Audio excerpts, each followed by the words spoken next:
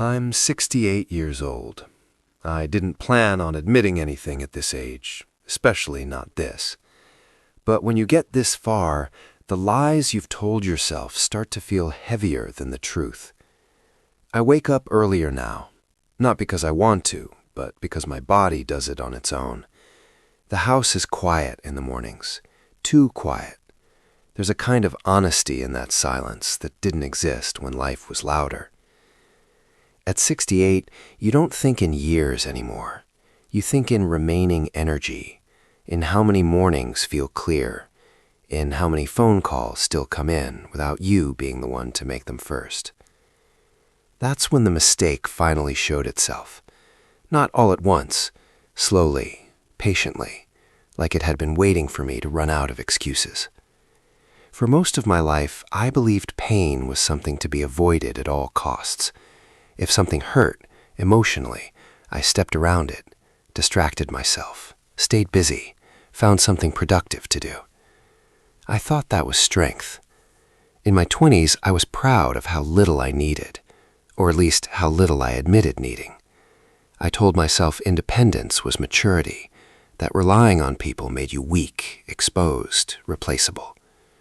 So I learned how to keep things light, conversations, relationships, even joy. I stayed just far enough away that nothing could really reach in and hurt me. People called me steady, easygoing, low maintenance. What they didn't see was how carefully I kept myself out of reach. In my 30s and 40s, that approach seemed to work. I had a career, a family, a life that looked solid from the outside. I provided. I showed up. I did what was required. But I rarely told anyone when I was scared, or overwhelmed, or lonely in a room full of people. I convinced myself that silence was kindness, that not burdening others was love. I see now how wrong that was. The mistake wasn't one decision. It was a pattern, a habit of swallowing things whole and calling it resilience. I didn't argue much. I didn't demand much. I didn't ask for help.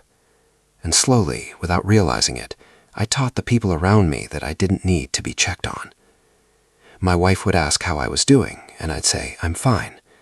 Not because I was lying exactly, but because I didn't have the language for anything deeper. Fine became the end of the conversation. Over time, she stopped asking as often, not out of indifference, out of respect, or what she thought was respect. Distance doesn't always come from conflict. Sometimes it comes from politeness. I remember moments when I felt something heavy pressing in my chest, a sense that something wasn't right, that I was slowly disappearing inside my own life. But I didn't want to be dramatic. I didn't want to be difficult. I told myself everyone feels this way sometimes.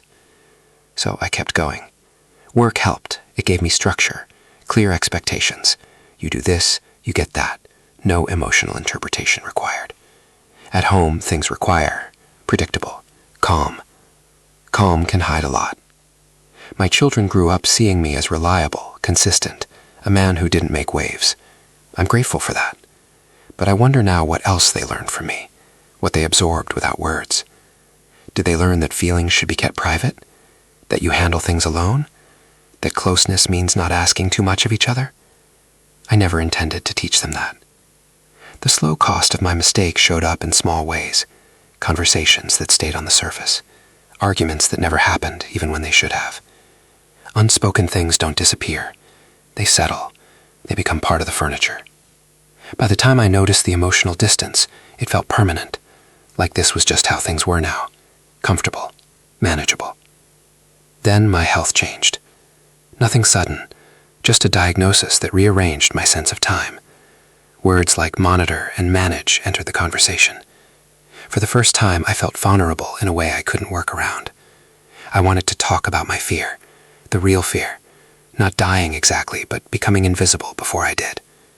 I opened my mouth more than once and closed it again. Old habits don't disappear when you need them to. Then one evening, sitting at the kitchen table, my wife said something simple. She said she didn't always know what was going on inside me. She didn't say it accusingly. She said it sadly. That was the moment, the turning point I'd been avoiding my entire life. I realized that by protecting myself from pain, I had also protected myself from being fully known. and being known is where intimacy lives. I had mistaken emotional restraint for wisdom. I thought control meant safety. But all it really did was keep people at arm's length. There are things you can't fix at 68. You can't go back and teach younger versions of yourself how you should speak honestly. You can't reopen moments that passed quietly without meaning. You can only sit with the understanding. I started trying to say more. Small things at first. Admitting when I was tired, or worried, or sad for no clear reason. It felt awkward, unnatural, like learning a language too late. Some connections softened, others stayed distant. You don't get to choose the outcome when you finally tell the truth. That's part of the cost. What can be fixed is the time spent alone with things that should have been shared. The years I could have felt less heavy if I'd let someone else carry part of the weight. I don't blame myself the way I used to. I see now that I did the best I could with what I understood. But understanding came late.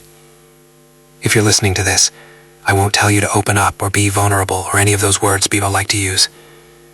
I'll just say this. If you're holding something inside because you think it makes you strong, check the cost. Strength that isolates you isn't strength. It's just endurance. At 68, I finally admitted that my biggest mistake wasn't what I did. It was what I refused to share. I still sit in quiet rooms. I still wake up early. But now, when someone asks how I'm doing, I pause. I try to answer honestly. Not because it changes the past, but because it changes how much of me is still here.